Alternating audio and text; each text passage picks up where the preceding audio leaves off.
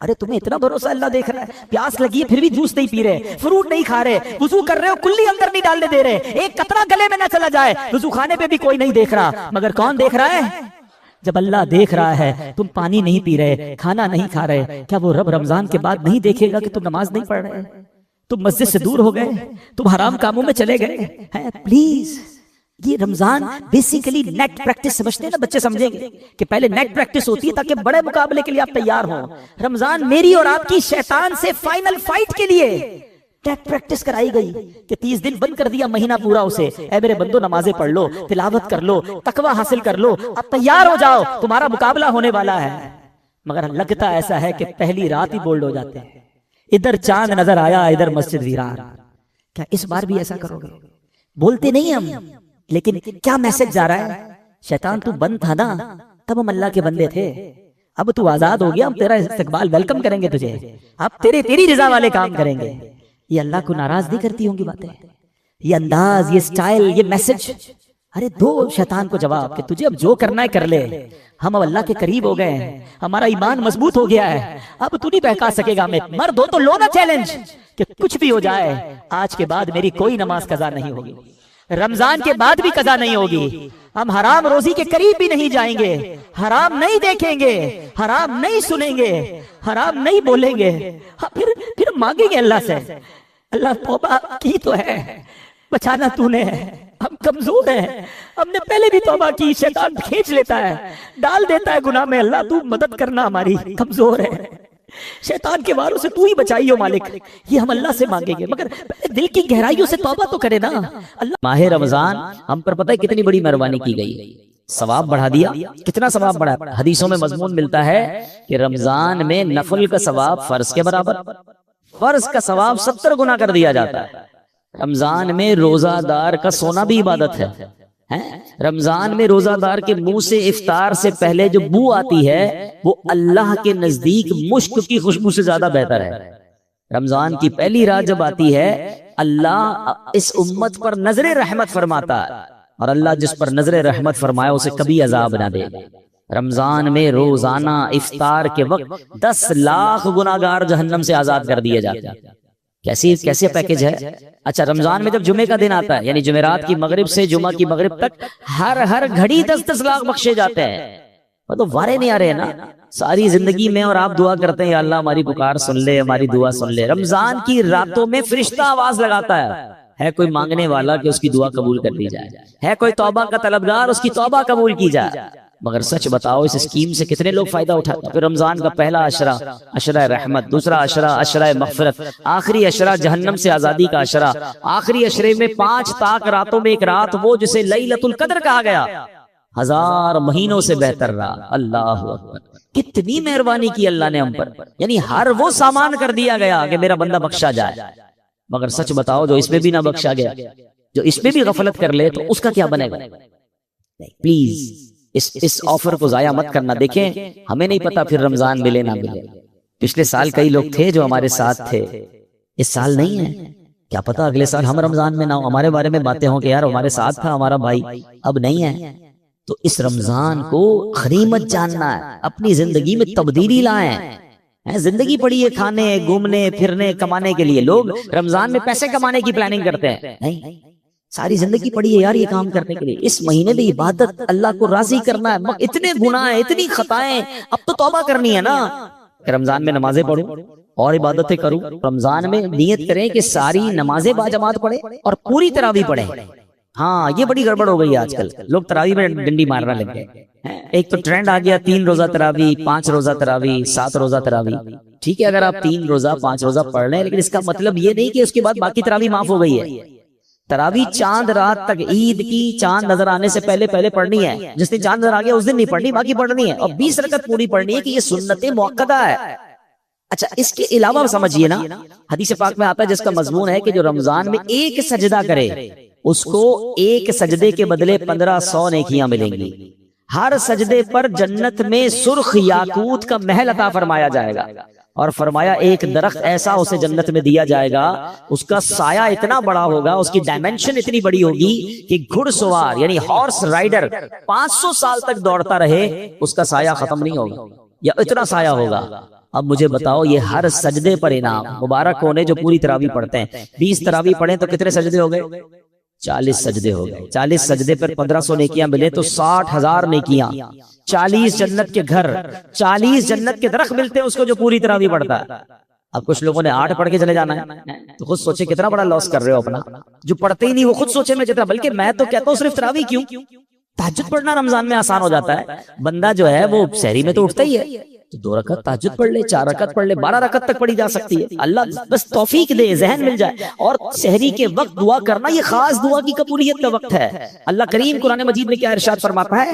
وَبِالْأَسْحَارِ هُمْ يَسْتَغْفِرُونَ، اور رات کے آخری پہروں میں بخشش مانگتے ہیں۔ یہ نیک لوگوں کا وصف قرآن میں بیان کیا۔ سحری میں اٹھیں، ایک تسبیح استغفار کی بھی پڑھ لیں، استغفر اللہ استغفر اللہ استغفر، دعا کریں، اپنی سحری کر لیں، 10 منٹ پہلے اٹھ جائیں نا۔ یعنی ایک ایک سجدے پر اگر مجھے جنت کا گھر مل رہا ہے، جنت کا درخت مل رہا ہے، 1500 نیکیاں مل رہی ہیں، تو کیوں سستی کرنی ہے؟ ساری رات گھومنا پھرنا، کرکٹ کھیلنا، پتہ نہیں کھانا پینا، اسی پہ کام لگی ہوئی ہے، نہ کریں ایسا۔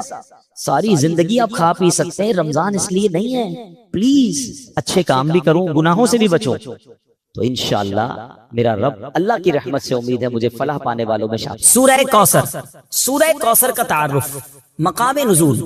علامہ علی بن محمد خازن رحمت اللہ تعالی علیہ فرماتے ہیں سورہ کوثر جمہور مفسرین کے نزدیک مکیہ ہے اور بعض مفسرین کے نزدیک مدنیہ ہے۔ آیات، کلمات اور حروف کی تعداد، اس صورت میں 1 رکوع، 3 آیتیں، 10 کلمے اور 42 حروف ہیں۔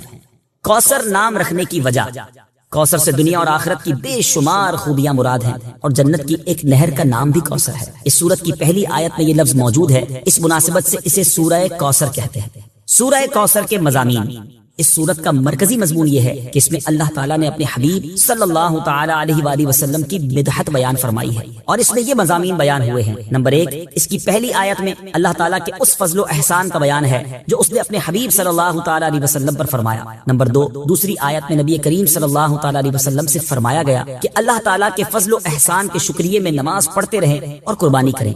نمبر 3، تیسری آیت میں فرمایا گیا کہ جو اللہ تعالیٰ کے حبیب صلی اللہ تعالی علیہ وآلہ وسلم کا دشمن ہے وہی ہر خیر سے محروم ہے۔ سورہ ماعون کے ساتھ مناسبت، سورہ کوثر کی اپنے سے ماں قبل سورت ماعون کے ساتھ مناسبت یہ ہے کہ سورہ ماعون میں کافروں اور منافقوں کی جو صفات بیان کی گئیں ان کے مقابلے میں سید المرسلین صلی اللہ تعالی علیہ وآلہ وسلم کے اوصاف سورہ کوثر میں بیان کیے گئے۔ بسم اللہ الرحمن الرحیم، ترجمہ، اللہ کے نام سے شروع جو نہایت مہربان رحمت والا ہے۔ أعطيناك الكوثر فصل لربك وانحر إن شانئك هو الأبتر۔ ترجمہ، اے محبوب، بے شک ہم نے تمہیں بے شمار خوبیاں عطا فرمائیں تو تم اپنے رب کے لیے نماز پڑھو اور قربانی کرو، بے شک تمہارا دشمن ہی ہر بھلائی سے محروم ہے۔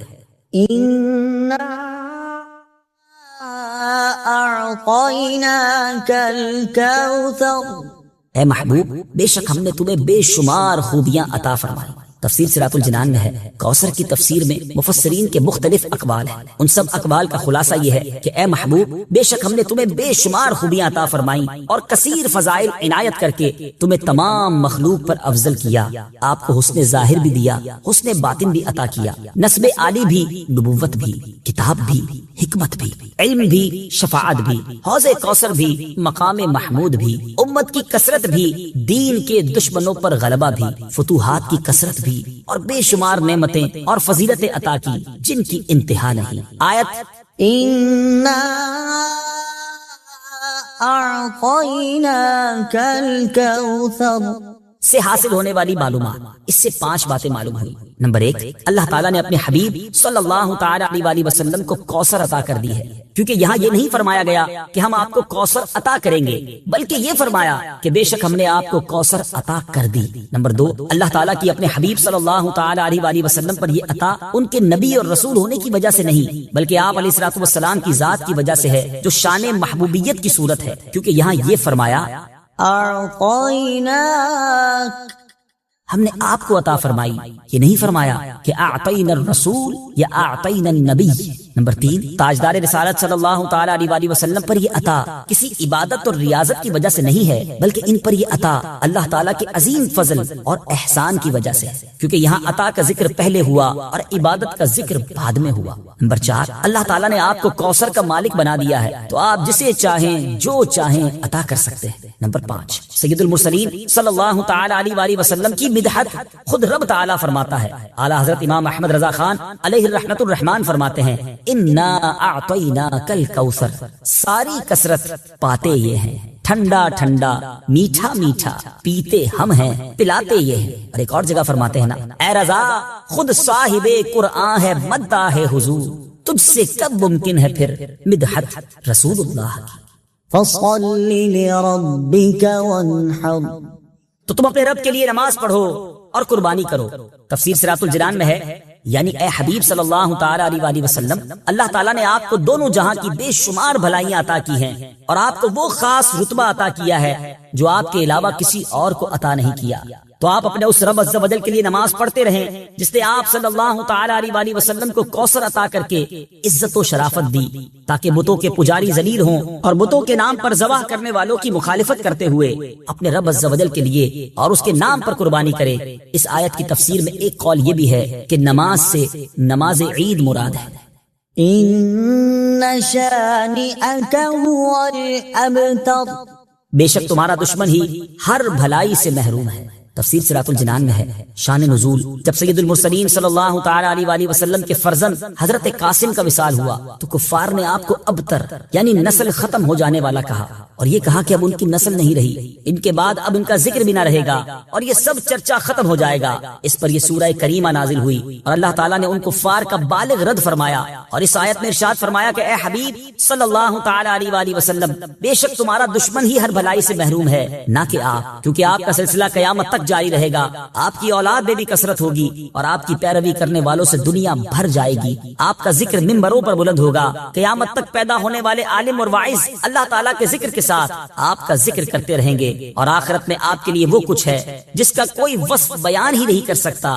تو جس کی یہ شان ہے وہ ابتر کہاں ہوا، بے نام و نشان اور ہر بھلائی سے محروم تو آپ کے دشمن ہیں۔ اعلیٰ حضرت امام احمد رضا خان رحمۃ اللہ تعالی علیہ اس سورت کی تفسیر بیان کرتے ہوئے فرماتے ہیں، عاص بن وائل شقی نے جو صاحبزادہ سید المرسلین صلی اللہ تعالی علیہ وآلہ وسلم کے انتقال پرملال پر حضور کو ابتر یعنی نسل بریدہ کہا، حق تعالی نے فرمایا، انا اعطیناک الکوثر، بے شک ہم نے تمہیں خیر کثیر عطا فرمائی کہ اولاد سے نام چلنے کو تمہاری رفعت ذکر سے کیا نسبت، کروڑوں صاحب اولاد گزرے جن کا نام تک کوئی نہیں جانتا، اور تمہاری ثنا کا ڈنکا تو قیامت تک اکناف عالم اور اطراف جہاں میں بجے گا، اور تمہارے نام نامی کا خطبہ ہمیشہ ہمیشہ اطباق فلک آفاق زمین میں پڑھا جائے گا۔ پھر اولاد بھی تمہیں وہ نفیس و طیب عطا ہوگی جن کی بقا سے بقائے عالم مربوط رہے گی۔ اس کے سوا تمام مسلمان تمہارے بال بچے ہیں، اور تم سب مہربان ان کے لیے کوئی نہیں، بلکہ حقیقت کار کو نظر کیجئے تو تمام عالم تمہاری اولاد مانوی ہے کہ تم نہ ہوتے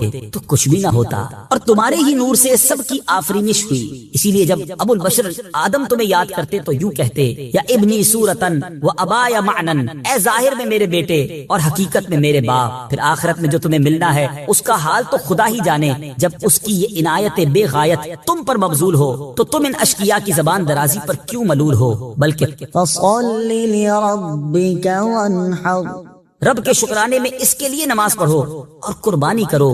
ان شانئك هو الابتر، جو تمہارا دشمن ہے وہی نسل بریدہ ہے کہ جن بیٹوں پر اسے ناز ہے، یعنی عمرو و حشام رضی اللہ تعالی عنہما، وہی اس کے دشمن ہو جائیں گے، اور تمہارے دین حق میں آ کر بوجہ اختلاف دین اس کی نسل سے جدا ہو کر تمہارے دینی بیٹوں میں شمار کیے جائیں گے۔ پھر آدمی بے نسل ہوتا تو یہی صحیح کے نام نہ چلتا، اس سے نام بد کا باقی رہنا 1000 درجے بدتر ہے۔ تمہارے دشمن کا ناپاک نام ہمیشہ بدی و نفرین کے ساتھ لیا جائے گا، اور روز قیامت ان گستاخیوں کی پوری سزا پائے گا۔ والعیاذ باللہ تعالی، اس سے معلوم ہوا کہ حضور پر نور صلی اللہ تعالی علیہ وآلہ وسلم کا اللہ تعالیٰ کی بارگاہ میں مقام اتنا بلند ہے کہ ان کے گستاخ کو اس کی گستاخی کا جواب خود رب تعالیٰ دیتا ہے۔ بیسیکلی جو ہے نا وہ کنیکشن ریکوائرڈ ہے، وہ بھروسہ ریکوائرڈ ہے، وہ محبت اللہ سے ریکوائرڈ ہے. پھر اللہ تو کریم ہے، کریموں سے بڑھ کر کریم ہے، اسی نے تو کریمی سکھائی ہے. علماء لکھتے ہیں کہ ماں کے دل میں جو بچے کے لیے رحمت ہوتی ہے نا، اور جانور بھی اپنے بچوں سے جو پیار کرتے ہیں، اللہ کی 100 رحمتیں ہیں، اللہ نے ان 100 رحمتوں میں ایک رحمت دنیا میں اتاری ہے، اور اس ایک رحمت کی برکت سے ماں بچوں سے پیار کرتی ہے، جانور اپنے بچوں سے پیار کرتے ہیں، باپ اپنے بچوں سے پیار کرتے ہیں. وہ 99 رحمتیں اللہ نے قیامت کے دن کے لیے بچا رکھی ہیں. یہ اس دن کرم نوازی فرمائے گا، اس دن اپنے بندوں کی بخشش فرمائے گا.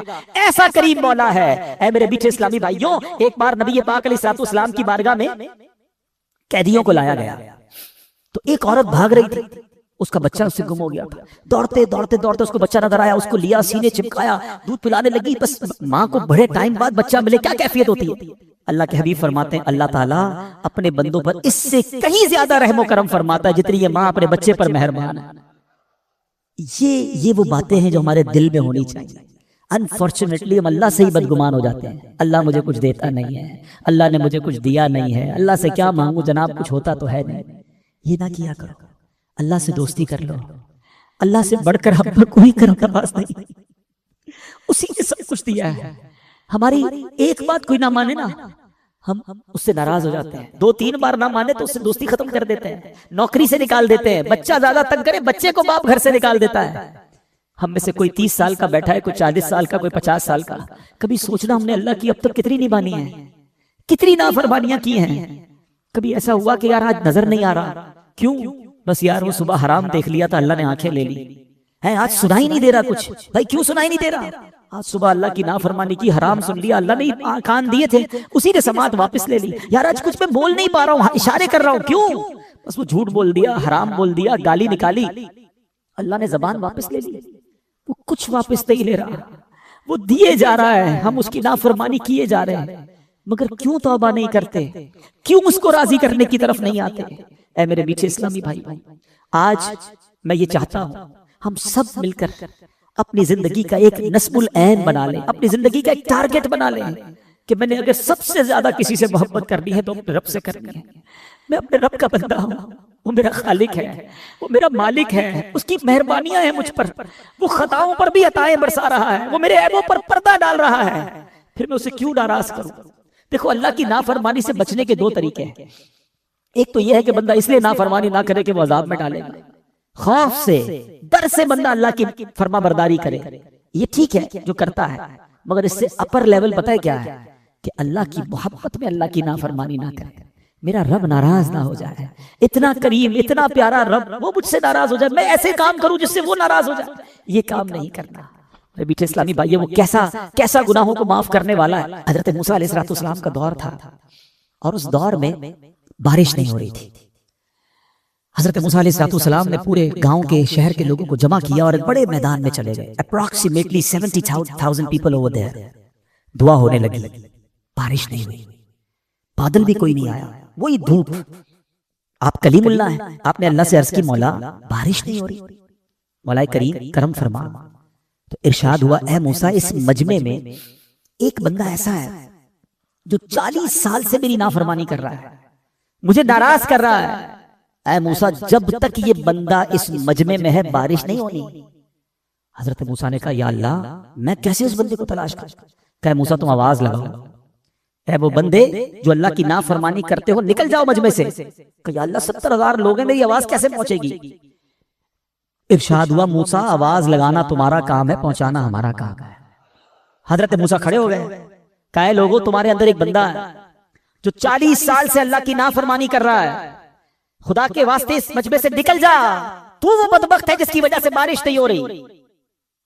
اب وہ بندہ جو تھا وہ مجمع میں ہی تھا، وہ سمجھ تو گیا کہ بات تو میرے بارے میں ہو رہی ہے، میں ہی ہوں جو 40 سال سے اللہ کی نافرمانی کر رہا ہوں. پہلے اس نے رائٹ دیکھا، پھر اس نے بائیں دیکھا، شاید کوئی اور ہو، کوئی نہیں کھڑا ہوا. اب اس نے کیا کیا؟ سنو توبہ کس کو کہتے ہیں. توبہ کے لیے کوئی اجتماع کرنے کی ضرورت نہیں ہے، کوئی بہت بڑا اہتمام کرنے کی ضرورت نہیں ہے، بس ایک کنیکشن چاہیے. یہ سیکنڈوں میں ہو جاتی ہے. وہ دل کی کیفیت ریکوائرڈ ہے. اس بندے نے کیا کیا سنو، کہتا یا اللہ آج مجھے ذلیل ہونے سے بچا لے. میں مانتا ہوں میں ہی وہ ہوں جس کی وجہ سے بارش نہیں ہو رہی ہے. میں نے 40 سال کتنی نافرمانی کی ہے، مگر اللہ اگر آج میں کھڑا ہو گیا پورے شہر والوں کو پتہ چل جائے گا کہ میں وہ بدبخت ہوں جس کی وجہ سے بارش نہیں ہو رہی. بس اللہ آج بچا لے، آج ذلیل ہونے سے بچا لے. اب وعدہ کرتا ہوں نہیں کروں گا. پتہ کیا ہوا؟ بادل آئے اور بارش برسنا شروع ہو گئی. حضرت موسیٰ نے کہا یا اللہ بندہ تو کوئی نہیں گیا، نکلا تو کوئی نہیں، اے اللہ یہ بارش کیسے ہو گئی؟ اللہ نے کیا فرمایا کہ موسیٰ اس بندے نے مجھ سے دوستی کر لی ہے. میرا بندہ جو میری نافرمانی کرتا تھا نا اس نے دوستی کر لی ہے. سنو حضرت موسیٰ کیا کہتے ہیں، کہتے ہیں یا اللہ اب وہ بندہ تو ملا دے جس نے تجھ سے دوستی کر لی، میں اس سے ملنا چاہتا ہوں. سنو میرے رب کا فرمان. رب فرماتا ہے موسیٰ جب میرا وہ نافرمان تھا میں نے اس کو پھر چھپائے رکھا تھا، اب تو فرما بردار ہو گیا، تجھے کیسے بتا دوں وہ کون ہے. یہ ہے توبہ. کیا کیا اس نے کوئی اجتماع نہیں کیا، کوئی دعائیں لمبی چوڑی نہیں کی، بس الندم التوبہ، شرمندگی توبہ ہے، سچی توبہ. بس اب نہیں کروں گا، یہ کمٹمنٹ ہونا چاہیے. ایسا ہی ایک واقعہ حضرت عمر رضی اللہ عنہ کا دور ہے. حضرت عمر کا جلال، آپ کی عدالت ہے. ایک بار آپ جا رہے ہیں، ایک بندہ سامنے سے آیا، اس کے ہاتھ میں شراب کی بوتل. حضرت عمر ہو اور شرابی شراب کی بوتل کے ساتھ پکڑا جائے تو گیا نا ریڈ ہینڈڈ. حضرت عمر نے کہا بتاؤ کیا ہے. اس نے بوتل چھپا لی. بتاؤ کیا ہے. وہ بندہ کہتا ہے حضور اس میں سرکہ ہے. کی شراب؟ کہتا ہے حضور اس میں سرکہ ہے. حضرت عمر نے کہا دکھاؤ کیا ہے اس میں. اب ذرا تصور کیجئے، امیجن کیجئے ایک بندہ سامنے کھڑا ہو، حضرت عمر یہاں کھڑے ہیں، وہ بندہ سامنے کھڑا ہے. یہ کتنی دیر کی بات ہے، کتنی دیر کی کنورسیشن ہے، سیکنڈز. بوتل ہاتھ میں چھپائی ہوئی ہے کہ دکھاؤ کیا ہے. اس شرابی نے کیا کیا؟ اس نے اسی وقت اللہ کو پکارا، اے اللہ آج بچا لے، اے اللہ عمر کے آگے ذلیل ہونے سے بچا لے، اب شراب نہیں پیوں گا، اے اللہ آج پکڑا گیا تو مارا جاؤں گا، بس آج بچا لے مالک. اس میں کتنی دیر لگی ہوگی؟ try to understand this procedure of توبہ، repentance. بس اس نے یہی تو کہا اور ڈرتے ڈرتے بوتل بڑھا دی حضرت عمر کے ہاتھ میں. حضرت عمر دیکھتے ہیں تو اس میں شراب نہیں، اس میں سرکہ ہے. وہ پردے ڈالنے والا ہے، وہ ستار ہے، مگر بندہ کتنا عجیب ہے. ہم رات کو گناہ کریں اللہ صبح نہیں بتاتا لوگوں کو، پردہ ہوتا ہے. مگر آج حال یہ ہے کہ لوگ خود بتاتے ہیں کہ میں نے فلاں کام رات کو کیا تھا، میں فلاں غلط جگہ پر گیا تھا. اب تو خود حرام دیکھتے پھر شیئر کرتے ہیں. اللہ ستاری فرما رہا ہے، ستار ہمارے پردے ڈال رہا ہے. مگر اتنی بے باکی ہو گئی، اتنی جرتیں ہو گئی کہ حرام دیکھا ہے میں نے، اب تم بھی دیکھ لو. فلاں فلم دیکھی، فلاں گانے دیکھے، فلاں میں نے ذرا ایک فورجری کا، میں نے ایک جوئے کا طریقہ سیکھا، تم بھی سیکھو. گناہ خود بھی کرنے، لوگوں کو بھی گناہوں پہ لگانا ہے. اپنی کالر ٹیون میں میوزک ڈھونڈ کے لگاتے ہیں کہ میں سویا رہوں، مجھے کال کرو، تم گانے سنو، مجھے گناہ پہنچاؤ، تھوڑے گناہ اور چاہیے. استغفر اللہ. سوچتے نہیں، شیئر کرتے وقت، آگے بڑھاتے وقت ہم مر جائیں گے، یہ چیزیں باقی رہیں گی. وہ لوگ جو آج ویڈیو بنا کر ڈال رہے ہیں، تھوڑے لائکس مل جائیں، تھوڑے فالوور مل جائیں، تھوڑا پاپولر ہو جاؤں. تم سوچتے نہیں دنیا والے لائک کرے اور اللہ کی بارگاہ سے تم ان لائک ہو گئے. اللہ کے رسول نے تمہیں ان لائک کر دیا تو کدھر جاؤ گے؟ وہ کام مت کرو. خدا کی قسم ساری دنیا میں مجھے کوئی لائک نہ کرے، میرا اللہ مجھے پسند کر لے، اللہ کے حبیب مجھے پسند کر لے، مجھے بہت ہے، مجھے نہیں چاہیے کسی کا لائک نہیں چاہیے. لوگ راضی ہو جائے اس چکر میں لوگ اپنے مالک کو ناراض کر رہے ہیں. کیوں نہیں سوچتے ہمیں بخشنے والا وہی ہے. کتنی خوبصورت دعا ہے، لا یغفر الذنوب الا انت یا اللہ. اللہ تیرے سوا کوئی نہیں جو گناہ بخشے. مگر لوگوں کو راضی کرنے کے لیے رب کو ناراض کیا جا رہا ہے. آج سچی توبہ کرنی ہے. اصل میں توبہ جو ہے نا، پہلے توبہ کی تعریف سمجھ لیں. What is the meaning of توبہ؟ ایکچوئل اس کی شرائط کیا ہے؟ 3 شرطیں. پچھلے گناہ پر نادم ہونا، شرم آنی چاہیے، گلٹ فیل کرے کہ واقعی مجھ سے مسٹیک ہوئی ہے. سیکنڈلی اس وقت اس گناہ کو چھوڑ دے کہ اب نہیں کروں گا، اور آئندہ نہ کرنے کا پکا ارادہ کرے. ہماری توبہ بھی بعض اوقات تو ایسی ہوتی ہے جس کی مزید توبہ کی عادت ہے. یا اللہ میری توبہ، یا اللہ توبہ ہے، اب نماز یا اللہ پڑھوں گا، کل فجر پڑھنے کا پلان نہیں ہے پھر بھی توبہ کر رہے ہیں. یا اللہ حرام نہیں دیکھوں گا، کل دیکھنے کے لیے فلمیں لے کر رکھی ہوئی ہیں. یہ توبہ نہیں ہے. توبہ کی تو اب نہ کرنے کا پکا ارادہ، گناہ چھوڑ دے.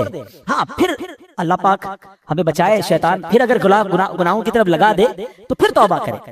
لیکن توبہ کرتے وقت پکا ارادہ ہونا چاہیے، یہ توبہ ہے.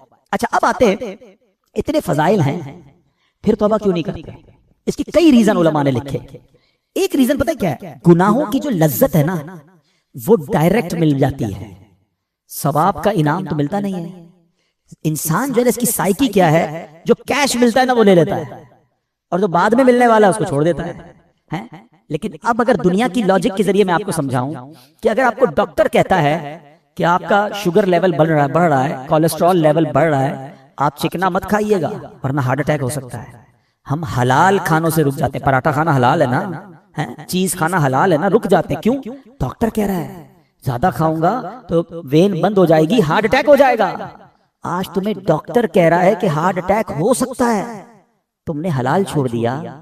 اللہ کے نبی سچے وعدے فرما رہے ہیں کہ حرام دیکھو گے تو آنکھوں میں عذاب دیا جائے گا، حرام سنو گے تو کانوں میں جہنم کی کیل ٹھوکے جائیں گے، جھوٹ بولنے والے کے گل پھڑے کھینچے جائیں گے قیامت کے دن، اور اس کی شکل بگاڑ دی جائے گی. سود کھانے والوں کو یہ عذاب ہوگا، ماں باپ کو ستانے والے کو یہ عذاب ہوگا. یہ حدیث قرآن میں باتیں بھری پڑی ہیں، اس پر کیا یقین نہیں ہے؟ ڈاکٹر کے کہنے پر حلال چھوڑ دیا، اللہ کے حبیب کے کہنے پر حرام چھوڑنے کے لیے تیار نہیں. یہ سچے وعدے ہیں، یہ عذاب ہوں گے اگر نہیں مانو گے تو اس بات کو انڈرسٹینڈ کرنا چاہیے. دوسری توبہ میں ایک پرابلم کیا ہوتی ہے؟ یہ بندہ کہتا ابھی تو بڑی زندگی پڑی ہے، مولانا صاحب کی باتیں بہت اچھی ہیں مگر بس 50-55 سال کا ہو جاؤں اس کے بعد اللہ اللہ ہی کرنا ہے. ابھی تو نوجوان ہوں، ابھی تو مزے کر لوں، پھر اس کے بعد یہ خود بھی تو 50 سال کے ہونے کے بعد ہی ایسی باتیں کر رہے ہیں نا، تو میں بھی ہوں گا تو کر لوں گا، اللہ اللہ ہی کروں گا، داڑھی بھی رکھ لوں گا، امامہ بھی پہن لوں گا. یہ بھی شیطان کا بہت بڑا وار ہے. کوئی ہے ایسا اتنے سارے پڑھے لکھے لوگوں میں کہ اس بات کی گارنٹی ہو کہ اگلے رمضان تک ہم زندہ رہیں گے؟ ہے بھائی؟ کوئی ہاتھ اٹھائیں؟ نہیں ہے. اچھا رمضان تو چھوڑو، عید تک زندہ رہنے کی کسی کے پاس گارنٹی ہے؟ کوئی ایک؟ اچھا نہیں ہے، چلو عید کو بھی چھوڑ دیتے ہیں. ابھی میں اور آپ مسجد سے زندہ باہر نکلیں گے اس کی گارنٹی ہے؟ آگاہ اپنی موت سے کوئی بشر نہیں، سامان 100 برس کا ہے، پل کی خبر. جب پل کی خبر نہیں ہے تو توبہ میں ڈیلے کیوں کر رہے ہو؟ ہم کیسے گارنٹی لے سکتے ہیں کہ ہم بوڑھے ہو کر ہی بنیں گے؟ دیکھیں دنیا میں ہم ایک سیکوینس سے آئے ہیں، پہلے میرے دادا آئے تھے، پھر والد آئے، پھر میں آیا، پھر میرے بچے، پھر میرے پوتے. ایسا ہی ہے نا؟ جانے کی سیکوینس یہ نہیں ہے، ضروری نہیں ہے یہ سیکوینس ہو. دادا موجود ہوتا ہے، پوتا چلا جاتا ہے. جانے میں ہم سب کو کچھ نہیں پتا کہ ہماری کب باری آئے گی. تو توبہ فوراً کرنی ہے. گناہ ہو گیا پھر توبہ کرنی ہے. ایک اور شیطان کا وار کیا ہوتا ہے کہ یار توبہ تو کر لوں گا مگر توبہ کر لی نا تو پھر مزہ نہیں رہے گا لائف میں. یار یہ جو انجوائمنٹ ہے، پارٹی شارٹی، فلمیں، ڈرامے، گانے باجے اور حرام چیزوں میں جو مزہ ہے یہ سب ختم ہو جائے گا. اللہ اللہ کرتا رہوں گا تو بور ہو جائے گی لائف. یہ بھی نوجوانوں کو شیطان ایک بات سناتا ہے، سمجھاتا ہے. اب ذرا اس کا جواب سن لینا. اس کو ایک ایگزامپل کے ذریعے سمجھاتا ہوں. 2 دوست ہیں اور ایک دوست ہے جو ویجیٹیرین ہے. ویجیٹیرین سمجھتے ہیں؟ سبزی کھاتا ہے، وہ گوشت کھاتا ہی نہیں.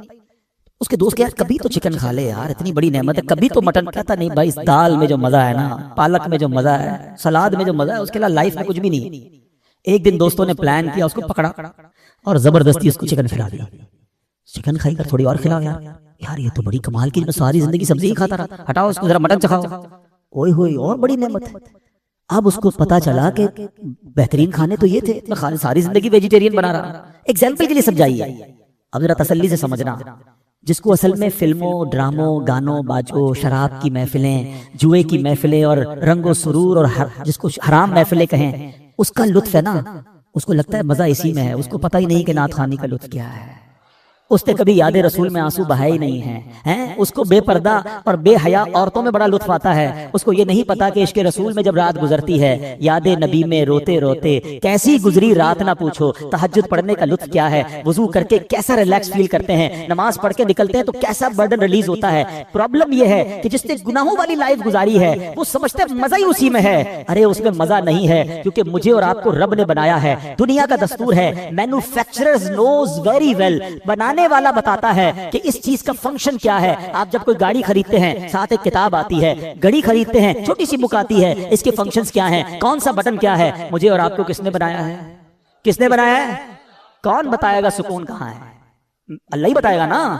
اللہ نے بنایا، وہ خالق ہے. سکون کدھر ہے وہ بتائے گا، مزہ کدھر ہے وہ بتائے گا. اس نے اپنے کلام میں بتا دیا، الا بذکر اللہ تطمئن القلوب.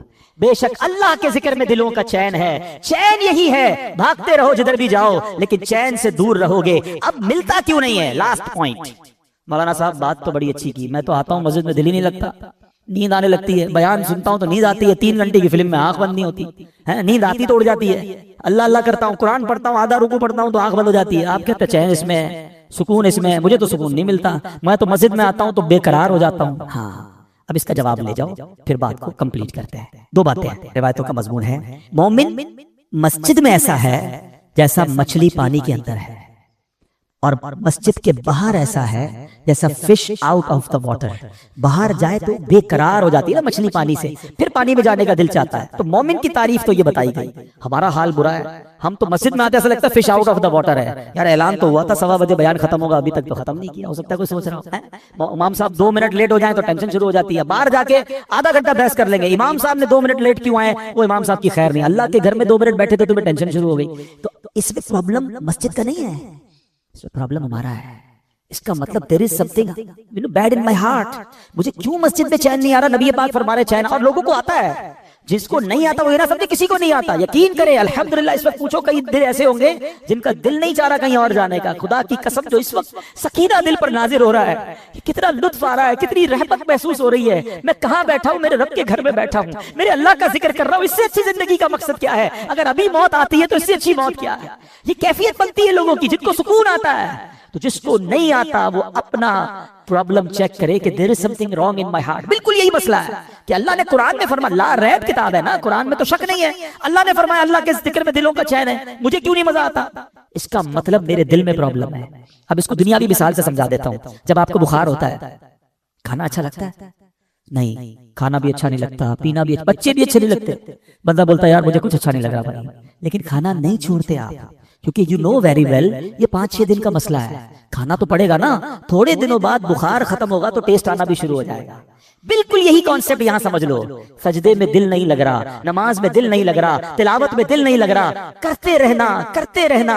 جس دن گناہوں کی بیماری دور ہوئی تمہیں سجدوں کی لذت ملنا شروع ہو جائے گی، تمہیں تلاوت کا سکون ملنا شروع ہو جائے گا. ہاتھ اٹھاؤ گے تو آنسو بہنا شروع ہو جائیں گے. نبی پاک کا نام لو گے تو تمہارا دل بے قرار ہو جائے گا. ذکر مدینہ ہوگا تو تمہاری آنکھیں بہنا شروع ہوگی. پرابلم یہ ہے ابھی بیمار ہے، ابھی دل پر گناہوں کا ورق چڑھا ہوا ہے. چھوڑ کے مت جانا مسجد، اللہ سے دور مت جانا، آج توبہ کر کے جانا ہے. میں اپنے دل کی کیفیت کیا بتاؤں؟ جیسے جیسے رمضان جا رہا ہے دل پر ایک خول طاری ہو رہا ہے کہ یہ مسجدیں پھر ویران ہو جائیں گی، پھر لوگ دور چلے جائیں گے. کیا اس بار بھی ایسا کرو گے؟ کیا اس بار بھی اللہ سے دور ہو جاؤ گے؟ اس رحمان کے در سے دور ہو جاؤ گے؟ ایسا مت کرنا. اس بار اپنی زندگی کا اس رمضان کو تاریخی اور ٹرننگ پوائنٹ بنا دو. اس بار اللہ سے میں دور نہیں جاؤں گا، اس بار میں جڑا رہوں گا. ارے مجھے بتاؤ تو صحیح، اللہ نے روزے کیوں فرض کیے؟ میں بات آج شروع سے قرآن کی کر رہا ہوں. میں آپ کو قرآن کے ذریعے میسج دینے کی کوشش کر رہا ہوں اور اس بات کو بھی ریپیٹ کرتا جاتا ہوں کہ قرآن پڑھا کریں، سمجھا کریں. سب کچھ موجود ہے قرآن میں. اللہ نے فرمایا what is the reason of روزہ؟ یا ایھا الذین آمنوا کتب علیکم الصیام، اے ایمان والو تم پر روزے فرض کیے، کما کتب علی الذین من قبلکم، جیسا کہ پچھلے لوگوں پر فرض کیے گئے. what is the reason؟ because لعلکم تتقون، اے ایمان والو تاکہ تم تقوی حاصل کرو. ارے یہ روزے تو تقوی دینے آئے تھے، اللہ کے قریب کرنے آئے تھے. اچھا انڈیلیبریٹلی یا ڈیلیبریٹلی ہم اللہ پر کتنا مضبوط بھروسہ کر رہے ہیں. افطار سے پہلے کوئی کھانا نہیں کھا رہا، چھپ کے کوئی پانی نہیں پی رہا. کیوں نہیں پی رہا؟ کون دیکھ رہا ہے؟ کوئی نہیں دیکھ رہا. کون دیکھ رہا ہے؟ ارے تمہیں اتنا بھروسہ اللہ دیکھ رہا ہے. پیاس لگی ہے پھر بھی جوس نہیں پی رہے، فروٹ نہیں کھا رہے، وضو کر رہے ہو کلی اندر نہیں ڈالنے دے رہے، ایک قطرہ گلے میں نہ چلا جائے. وضو خانے پہ بھی کوئی نہیں دیکھ رہا، مگر کون دیکھ رہا ہے؟ جب اللہ دیکھ رہا ہے تم پانی نہیں پی رہے، کھانا نہیں کھا رہے، کیا وہ رب رمضان کے بعد نہیں دیکھے گا کہ تم نماز نہیں پڑھ رہے، تم مسجد سے دور ہو گئے، تم حرام کاموں میں چلے گئے ہیں؟ پلیز یہ رمضان بیسیکلی نیٹ پریکٹس سمجھتے ہیں نا بچے، سمجھیں گے کہ پہلے نیٹ پریکٹس ہوتی ہے تاکہ بڑے مقابلے کے لیے آپ تیار ہوں. رمضان میری اور آپ کی شیطان سے فائنل فائٹ کے لیے نیٹ پریکٹس کرائی گئی کہ 30 دن بند کر دیا مہینہ پورا اسے. اے میرے بندو نمازیں پڑھ لو، تلاوت کر لو، تقوی حاصل کر لو، اب تیار ہو جاؤ، تمہارا مقابلہ ہونے والا ہے. مگر لگتا ایسا ہے کہ پہلی رات ہی بولڈ ہو جاتے ہیں. ادھر چاند نظر آیا، ادھر مسجد ویران. کیا اس بار بھی ایسا کرو گے؟ بولتے نہیں ہم، لیکن کیا میسج جا رہا ہے؟ شیطان تو بند تھا نا تب ہم اللہ کے بندے تھے، اب تو آزاد ہو گیا، ہم تیرا استقبال ویلکم کریں گے تجھے، اب تیری رضا والے کام کریں گے. یہ اللہ کو ناراض نہیں کرتی ہوں گی باتیں؟ یہ انداز، یہ سٹائل، یہ میسج. ارے دو شیطان کو جواب کہ تجھے اب جو کرنا ہے کر لے، ہم اب اللہ کے قریب ہو گئے ہیں، ہمارا ایمان مضبوط ہو گیا ہے، اب تو نہیں بہکا سکے گا. میں مرد ہو تو لو نا چیلنج کہ کچھ بھی ہو جائے آج کے بعد میری کوئی نماز قضا نہیں ہوگی، رمضان کے بعد بھی قضا نہیں ہوگی. ہم حرام روزی کے قریب بھی نہیں جائیں گے، حرام نہیں دیکھیں گے، حرام نہیں سنیں گے، حرام نہیں بولیں گے، پھر مانگیں گے اللہ سے، اللہ توبہ کی تو ہے، بچانا تو نے ہے، ہم کمزور ہیں، ہم نے پہلے بھی توبہ کی، شیطان کھینچ لیتا ہے، ڈال دیتا ہے گناہ میں، اللہ تو مدد کرنا، ہماری کمزور ہے، شیطان کے واروں سے تو ہی بچائیو مالک، یہ ہم اللہ سے مانگیں گے، مگر دل کی گہرائیوں سے توبہ تو کرے نا، اللہ کے قریب ہونے کا وعدہ تو کرے نا، اور پھر اس کے لیے ایک سٹیپ فارورڈ کرنا ہوگا۔ وہ سٹیپ کیا ہے کہ ہمیں اب اچھا ماحول اختیار کرنا ہوگا۔ ایسا نہیں ہو سکتا کہ میں نیک بھی بننا چاہوں اور شرابیوں میں رہوں، میں ایسے لوگوں میں رہوں کہ نماز پڑھوں تو میرا مذاق اڑاتے ہیں، ایسے بھی تو دوست ہیں نا کہ رمضان کے بعد نماز پڑھے، بولا کیا ہو گیا بھائی، خیر تو ہے، بس جمعہ پڑھ لینا، تو کدھر جا رہا ہے؟ ایسے دوست نہیں چاہیے جو میری نیکی میں رکاوٹ بنے۔ اگر آپ کو نیک بننا ہے تو نیک ماحول اپنا ہے۔ اللہ نے دعوت اسلامی کا ماحول دیا ہے، خدا کی قسم یہ احسان ہے اس امت پر، امیر اہل سنت کا، لاکھوں کروڑوں نوجوانوں کو بدل کے رکھ دیا ہے۔ ہمیں تو اپنی اوقات بھی یاد ہے ہم کیا تھے، اگر یہ ماحول نہ ہوتا تو پتہ نہیں ہم بھی کہاں ہوتے۔ تو میں آپ سے بھی گزارش کروں گا کہ اگر چینج ہونا چاہتے ہو نا، اگر اب واقعی نیکیوں والی زندگی گزارنی ہے تو نیک لوگوں کے ساتھ کنیکٹ ہو جائیں، دعوت اسلامی کے اجتماعات میں شرکت کریں، مدنی چینل دیکھیں، مدنی قافلوں میں سفر کریں، ایسی محافل تلاش کر کے ڈھونڈیں تاکہ ہمارے دل پر اثر رہے۔ میں بس یہ چاہتا ہوں اللہ مجھے بھی سچی توبہ نصیب کرے، آپ کو بھی نصیب کرے اور ہم بدل جائیں، آمین بجاہ النبی امین صلی اللہ علیہ وسلم۔ الحمدللہ رب العالمین والصلاة والسلام علی سید المرسلین، یا ارحم الراحمین یا ارحم الراحمین یا ارحم الراحمین، یا ربنا یا ربنا یا ربنا یا ربنا یا ربنا، یا اللہ یا رحمان یا رحیم، یا اللہ یا رحمان یا رحیم، یا اللہ یا رحمان یا رحیم۔ اللهم ربنا آتنا في الدنيا حسنة وفي الآخرة حسنة وقنا عذاب النار، وقنا عذاب القبر، وقنا عذاب الحشر، وقنا حساب الميزان۔ اللهم أجرنا من النار، اللهم أجرنا من النار، اللهم أجرنا من النار، اللهم إنك عفو كريم تحب العفو فاعف عنا يا كريم، فاعف عنا يا غفور۔ اللهم إنا نسألك الأمن يوم الخوف، اللهم إنا نسألك الأمن يوم الخوف، ربنا حاسبني حسابا يسيرا، اللهم ارزقنا حجا مبرورا وسعيا مشكورا وذنبا مغفورا وتجارة لن تبور، يا عالم ما في الصدور اخرجنا يا الله من الظلمات إلى النور، اخرجنا یا اللہ من الظلمات الى النور۔ اے ڈوبتوں کو بچانے والے، اے بے قصوں کی دستگیری کرنے والے، اے ماہ رمضان میں روزانہ لاکھوں گناہگاروں کو جہنم سے آزاد کرنے والے مولا، اے اللہ آج ہم نے تیری رحمت کا بیان سنا ہے، اے اللہ مانتے ہم بڑے گناہگار ہیں، ہم شرمندہ ہیں، ہم اقرار کرتے ہیں، اقبال کرتے ہیں، ہم نے بڑے گناہ کیے، چھپ چھپ کر گناہ کیے، لوگ نہ دیکھ لیں اس بات کا خیال رکھا، تو دیکھتا رہا، ہمیں معلوم تھا پھر بھی گناہ کیے۔ اے اللہ اگر تو عدل کرے، تو انصاف کرے تو یہ عدل ہوگا کہ ہمیں جہنم میں ڈال دیا جائے، مگر مولا ہم تیرے عدل کے نہیں، تیری رحمت کے سوالی بن کر جمع ہوئے۔ اے اللہ ہماری جھولیوں میں مغفرت کی خیرات ڈال دے، ہم سے صدا کے لیے راضی ہو جا۔ اے اللہ تیری قسم تو نے ہمیں معاف کر دیا، تیری رحمت میں کوئی کمی نہیں پڑے گی۔ اے اللہ اگر تو نے ہمیں جنت میں داخل کر دیا، تیری جنت بہت بڑی ہے اللہ، کوئی کمی نہیں پڑے گی، تیرا کچھ نہیں جائے گا۔ اے اللہ ہمارا بیڑا پار ہو جائے گا، آج ہماری فائنل مغفرت فرما دے، ہمیں جنت الفردوس کا مجدہ عطا کر دے، جہنم کی آگ ہم پر حرام قرار دے دے۔ اے اللہ میں لمحہ بھر بھی جہنم میں داخل نہ کیجیو۔ اے کریم ہمارے صغیرہ گناہ بھی معاف کر دے، ہمارے کبیرہ گناہ بھی معاف کر دے، ہمارے چھپ کر کیے ہوئے گناہ بھی معاف کر دے، ہمارے اعلانیہ گناہ بھی معاف کر دے۔ اے اللہ تو نے معاف نہ کیا تو کدھر جائیں گے؟ اگر رمضان میں بھی نہ بخشے گئے تو مارے جائیں گے۔ اے اللہ آپ کے جیسے بھی ہیں، تیرے محبوب کے امتی ہیں، تیرے نبی کے غلام ہیں، ان سے محبت کرنے والے ہیں۔ اے اللہ تجھے سرکار علیہ الصلوۃ والسلام کے رخ روشن کا واسطہ ہماری مغفرت فرما دے۔ اے اللہ اگر تو نے ہمیں بخش دیا، تیرے حبیب بہت خوش ہوں گے، محبوب پاک کی رضا کا واسطہ اے اللہ آج ہماری جھولیوں میں مغفرت کی خیرات ڈال دے، گنبد خضرا کا واسطہ بخش دے، سنہری جالیوں کا واسطہ بخش دے، ریاض الجنہ کا واسطہ بخش دے۔ مسجد نبوی کے میناروں کا واسطہ بخش دے، کعبے کا واسطہ بخش دے، کعبے کے دروازے کا واسطہ بخش دے، مقام ابراہیم کا واسطہ بخش دے، حجر اسود کا واسطہ بخش دے، نبی پاک کی ولادت گاہ کا واسطہ بخش دے، امام حسین کا واسطہ بخش دے، امام حسن کا واسطہ بخش دے، پنجتن پاک کا واسطہ بخش دے، علی اصغر کے پیاسے گلے کا واسطہ بخش دے، کربلا والوں کے واسطے بخش دے، بدر والوں کے واسطے بخش دے، احد والوں کے واسطے بخش دے۔ اے اللہ ہمارے غوث اعظم کا واسطہ ہمیں بخش دے، جو واسطہ تیرے دربار میں قبول ہے اللہ اس کا واسطہ آج کی رات ہماری بخشش فرما دے، ہمارے ماں باپ کو بھی بخش دے، ہمارے بھائی بہنوں کو بخش دے، ہمارے بیوی بچوں کو بخش دے، ہمارے مرحومین کو بخش دے، ہمارے رشتہ داروں کو بخش دے، ہمارے دوستوں کو بخش دے، ہم سے محبت کرنے والوں کو بخش دے۔ اے اللہ نبی پاک علیہ الصلوۃ والسلام کی ساری امت کی بخشش فرما۔ اے اللہ آج ہم نے توبہ کی ہے، تیری قسم ہم تیرے نافرمان نہیں رہنا چاہتے، ہم اچھا بننا چاہتے ہیں، بن نہیں پاتے اللہ۔ اے اللہ ہمیں شیطان مردود گناہوں میں لگا دیتا ہے۔ اے اللہ آج تیرے گھر میں بیٹھے سچی توبہ کرتے ہیں، اب گناہ نہیں کریں گے، ہماری توبہ قبول فرما لے۔ اے اللہ ہمیں توبۃ النصوح عطا کر دے، اور اے اللہ اب تو ہی مدد فرما۔ اے اللہ ہمیں بدل دے، ہمیں گناہوں بھری زندگی سے ہماری جان چھڑا دے، ہم خود بھی تھک گئے مولا گناہ کر کے، اب گناہوں بھری زندگی سے ہماری جان چھڑا دے، ہمیں نیکیوں والی، پرہیزگار والی، اخلاص والی زندگی عطا فرما۔ اے اللہ سنتوں کا پابند بنا دے، 5 وقت کا نمازی بنا دے، رمضان کے بعد بھی مسجدوں سے دل لگا رہے۔ اے اللہ کبھی زندگی میں کوئی نماز قضا نہ ہو، حرام روزی سے بچا لے، حرام بولنے سے بچا لے، حرام دیکھنے سے بچا لے، حرام سننے سے بچا لے۔ اے اللہ ہمیں فقط رزق حلال عطا فرما، رزق حرام نے ہم سب کی جان چھڑا دے۔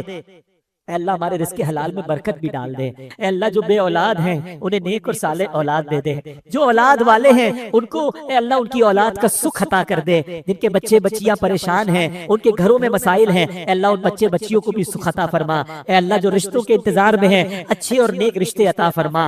اے اللہ روٹھوں کو بنا دے، بچھڑوں کو ملا دے۔ اے اللہ اے رب کریم جو قرضوں کے بوجھ تلے دبے ہیں انہیں قرضوں سے خلاصی دے دے۔ اے اللہ جو بے جا مقدموں میں پھنسے ہیں انہیں رہائی عطا کر دے۔ اے کریم جتنے ہاتھ اٹھے ہیں تو سب کے نام بھی جانتا ہے، کام بھی جانتا ہے، اے شفا دینے والے شفا عطا فرما۔ جلدی جلدی حرمین طیبین کی حاضری عطا فرما، اسی سال حج کرنے والوں میں ہمارا نام لکھ دے۔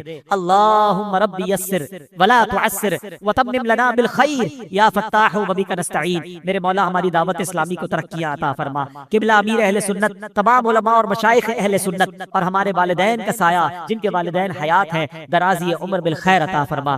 اللہم رب یسر ولا تعسر وتمم لنا بالخیر یا فتاح وبک نستعین ببرکۃ ان اللہ وملائکتہ یصلون علی النبی یا ایھا الذین آمنوا صلوا علیہ وسلموا تسلیما۔